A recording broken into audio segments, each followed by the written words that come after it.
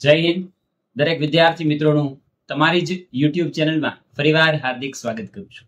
આજે આપણે ઇતિહાસની અંદર પ્રાચીન ઇતિહાસને સમજવો છે અને આ પ્રાચીન ઇતિહાસની અંદર ખાસ કરીને તલાટી કમ મંત્રીની પરીક્ષા હોય કે ક્લાસ 3 ની કોઈ પણ બીજી પરીક્ષા હોય જેની અંદર સિંધુ ખીણની સંસ્કૃતિ, ખાસ પ્રાચીન ઇતિહાસની અંદર એક સિંધુ ખીણની સંસ્કૃતિનો જે ટોપિક છે એ સિંધુ ખીણની સંસ્કૃતિના આપણે પ્રીવિયસ યરના ક્વેશ્ચન જોવા છે, એટલે કે પીવાયક્યુ ને આપણે અભ્યાસ કરવો છે. આજે 1 બાય 1 જે છે એ ઘણા બધા એવા ક્વેશ્ચન છે કે જે અવારનવાર પ્રશ્ન પૂછાયેલા છે અને પૂછાવાની ભવિષ્યમાં સંભાવના છે. તો એવા સિંધુ ખીણની સંસ્કૃતિની અંદરથી કયા કયા ટોપિકો આવી શકે છે?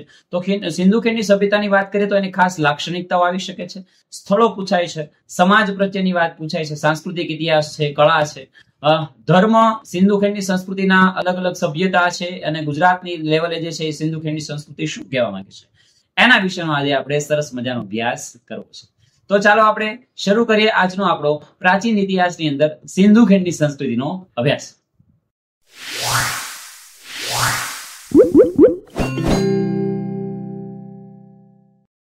તો એની અંદર આપણે સિંધુ ખીણની સંસ્કૃતિની અંદર અગત્યની બાબતની ચર્ચા કરવી છે. મેઇન સૌથી પહેલા પ્રશ્નની ચર્ચાની શરૂઆત કરીએ તો સિંધુ ખીણની જે સંસ્કૃતિ છે, આ સિંધુ ખીણની સભ્યતા જે છે એ નીચેના પૈકી કયા સ્થળ ભારતમાં આવેલી, ભારતમાં એવા કયા 2 સ્થળો આવેલા છે અથવા તો કયા સ્થળો એવા છે કે જે ભારતમાં આવેલા છે સિંધુ ખીણની સંસ્કૃતિના? તો પહેલું છે મોહેંજો-દડો, બીજું છે રાખીગઢી, ત્રીજું છે ગનવેરીવાલા અને ચોથું છે ધોળાવીરા. અને આ 4 જે સ્થળો આપેલા છે, આ 4 સ્થળમાંથી ભાઈ ભારતની અંદર કયા સ્થળ છે એ અગત્યનો પ્રશ્ન બની રહેશે. તો ભારતની અંદર મિત્રો જોવા દઈએ તો આની અંદરથી 2 સ્થળો એટલે કે ઓપ્શન નંબર 2 અને 4 એટલે કે રાખીગઢી અને ધોળાવીરા જે છે મિત્રો ભારતની અંદર આવેલા મહત્વના 2 સ્થળો છે. બાકી મોહેંજો-દડો અને ગનવેરીવાલાની વાત કરીએ તો બંને જે છે એ ભારતની બહાર આવેલા સ્થળો છે. નેક્સ્ટ ક્વેશ્ચન ની ચર્ચા કરીએ તો નેક્સ્ટ ક્વેશ્ચન ની અંદર જોવા જઈએ તો સિંધુ ખીણ એટલે આ સિંધુ ખીણની સંસ્કૃતિના લોકો દ્વારા પૂજવામાં આવતા મુખ્ય પુરુષ દેવતા તરીકે, સ્ત્રીની વાત નથી કરી, પુરુષ દેવતા જે હતા એ પુરુષ દેવતા તરીકે કોનો જે છે એ સમાવેશ થાય છે? તો મિત્રો અહીંયા આપણને 4 ઓપ્શન આપેલા છે. ભગવાન વિષ્ણુ છે તો ભગવાન વિષ્ણુએ પૂજવામાં આવતા હતા, કે ભગવાન શિવને પૂજવામાં આવતા હતા, બ્રહ્માને પૂજવામાં આવતા હતા, કે ઇન્દ્રદેવને પૂજવામાં આવતા હતા. આ 4 વિકલ્પમાંથી જે સિંધુ ખીણના સભ્યતાના લોકો છે એ ભગવાન ને કોને એટલે કે પુરુષ દેવતા તરીકે કોને પૂજતા હતા? તો મિત્રો આની અંદર ભગવાન શિવને જે છે એ પુરુષ દેવતા તરીકે પૂજતા હતા અને સ્ત્રી દેવતા તરીકે પાર્વતી માતાને પૂજતા હોવાનું ક્યાંક ને ક્યાંક અવશેષોમાંથી મળે છે. એના પછીને આપણે વાત કરીએ તો અવશેષોનો સમય, અવશેષો છે જે આપણને અલગ અલગ અવશેષો મળેલા છે, અવશેષો નક્કી કરવા માટે કઈ પદ્ધતિ? તો મિત્રો આમાં ખાસ જે છે એ અલગ અલગ પદ્ધતિની વાત કરીએ, C8 છે, C9 છે, C1 છે કે C14. તો આમાં ખાસ જે છે એ C14 અને C14 તરીકે પણ ક્યાંક ને ક્યાંક ઓળખવામાં આવે છે. એને મિત્રો કાર્બન ડેટિંગ પદ્ધતિ કહેવાય છે. કાર્બન ડેટિંગ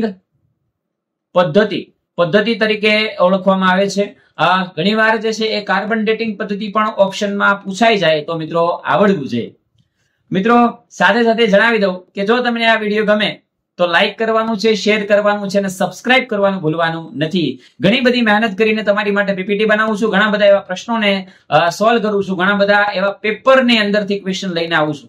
તો ખાસ જે છે તમને ગમે અને મજા આવે તો લાઈક, શેર અને સબસ્ક્રાઇબ કરવાનું ભૂલવાનું નથી. સાથે સાથે તમને જો કોઈ એવો પ્રશ્ન થાય કે ભાઈ આ પ્રશ્ન સમજાતો નથી તો તમે કોમેન્ટમાં જણાવી શકો છો. અને નેક્સ્ટ તમારે કેના વિશેનો વિડીયો જોવો છે એ પણ તમે મને કોમેન્ટમાં જણાવો તો એના વિશેનો હું વિડીયો બનાવીશ.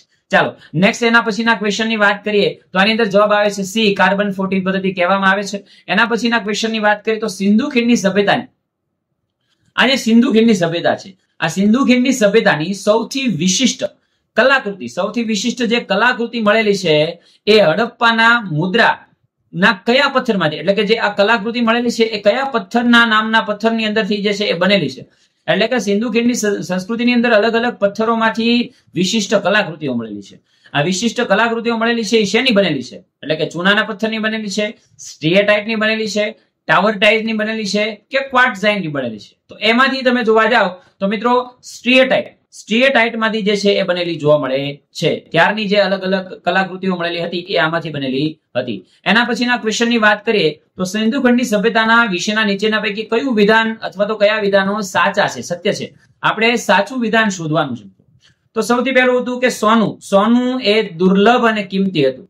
તો એ પહેલો વિકલ્પ છે, સોનું દુર્લભ અને કિંમતી હતું. બીજું, હડપ્પા ખાતે મળી આવેલી સોનાની તમામ ઝવેરાત સંગ્રહમાંથી મળી આવે છે, એટલે કે જે ઝવેરાત છે એ સંગ્રહમાંથી, એટલે કે એના જે સંગ્રહ કરેલા જે કહેવાય કે પેટી મળેલી હોય કે એવા પટારા મળેલા હોય એમાંથી સંગ્રહ કરેલી મળી આવે છે. ત્રીજું છે, હડપ્પાના લોકો સોનાના ઉપયોગથી અજાણ હતા. તો મિત્રો આમાં તમે જોવા જાવ ને તો ક્યાંક ને ક્યાંક અમુક વિકલ્પો ઉપરથી તમારે પ્રિડિક્શન તમારી જાતે સારું એવું કરવું પડે. તો સોનાની વાત આવે છે તો સોનાના આભૂષણો એ સમયગાળા દરમિયાન મળેલા છે. તો એનો મતલબ એવો કે સોનાથી એ લોકો જાણકારી મેળવેલા હતા. તો એક ઓપ્શન સીધો નીકળી જાય કે અજાણ હતા. અજાણ તો હતા જ નહીં ભાઈ, તો અજાણ હતા નહીં, બરાબર. એટલે બે ઓપ્શન રહ્યા. તો એક તો દુર્લભ અને કિંમતી. તો કિંમતી અત્યારે છે તો ત્યારે પણ હોય ને, સીધી વસ્તુ છે. સોનાનો ઉપયોગ ઘણી બધી જગ્યાએ થતો હતો, એટલા માટે કિંમતી હતું. દુર્લભ એટલે કે ભાગ્યે જ મળતું હતું, કારણ કે ભારતની અંદરથી એટલી બધી સોનાની ખાણો નહોતી. એની પછી તો સોનાના ઝવેરાત સંગ્રહમાંથી, એટલે કે આ જે ડબ્બામાં જે છે પેક કરીને સંગ્રહ કરેલા મળે છે. તો એનો મતલબ એવો કે વિકલ્પ 1 અને 2, એટલે કે 1 અને 2 બંને શું છે મિત્રો? સાચા વિકલ્પો આના આવશે. એના પછીના ક્વેશ્ચનમાં આપણે જોઈએ તો એના પછીના ક્વેશ્ચન તરીકે છઠ્ઠા ક્વેશ્ચનમાં જોઈએ તો ખાલી જગ્યા યુગે, એટલે કે એ કયો યુગ છે કે જેની અંદર આપણા પાષાણ યુગ સંસ્કૃતિમાં મધ્યવર્તી તબક્કાનું પ્રતિનિધિત્વ કરે છે. એટલે મધ્યવર્તી છે. તો મધ્યવર્તી હોય તો મિત્રો નામમાંથી તમે જાણી શકો છો, એક છે પ્રાચીન, એક છે મધ્ય, એક છે નૂતન અને એક છે તામ્ર. તો આમાં મધ્ય ઉપરથી છે એટલે જવાબ આવે છે મધ્ય પાષાણ યુગ. તો આની અંદર જવાબ આવશે મધ્ય પાષાણ યુગની અંદર જે છે એ જોવા મળે છે. એના પછીના ક્વેશ્ચનની વાત કરીએ તો પાષાણ યુગમાં પાળેલા પ્રાણીઓ હતા. આ પાળેલા પ્રાણીઓમાં સૌપ્રથમ જે છે કોણ હતું એવું માનવામાં આવે છે. અહીંયા જે છે પાળેલા કૂતરા, જે મતલબ કે પાળેલા પ્રાણીઓ મળેલા હતા એમાં સૌપ્રથમ જે છે એ કોણ હતું એની વાત કરીએ તો મિત્રો ખાસ યાદ રાખજો, કૂતરો છે ને એના પાળેલા પ્રાણીઓમાં હતો જ, પહેલેથી નતો. સૌથી પ્રથમ પ્રાણી જો કોઈ હોય ને તો એ કૂતરો હતો. તો કૂતરો જે હોય ને તો રાખવાના જ છે. તો કૂતરા સિવાયના આપણે લીલે મારી શકીએ છીએ. જો તો કે ભાઈ કૂતરો આમાં છે તો કે હા છે, આમાં કૂતરો છે તો કે નથી. તો આ વિકલ્પ તો નહીં જ આવે, બરાબર. કૂતરો આમાં છે તો કે હા છે, આમાં કૂતરો છે તો કે હા છે. તો એક વિકલ્પ તો નીકળી ગયું. હવે બીજા વિકલ્પની વાત કરીએ તો ત્યારે જે છે ઘોડા અસ્તિત્વમાં નહોતા, એટલે ઘોડા પણ નહીં આવે. તો ઘોડો જ્યાં હશે એ ડિલેટ લાગી જશે, એટલે આમાં ઘોડો છે તો આ નહીં આવે, બરાબર. એની પછી તમે જોવા જાવ તો આમાં હાથી પણ નહોતા. તો એ સમયગાળા દરમિયાન હાથી પણ જોવા નહોતા મળતા, એટલે ઘેટું વાળું નીકળી જશે, એટલે જવાબ આવશે સી.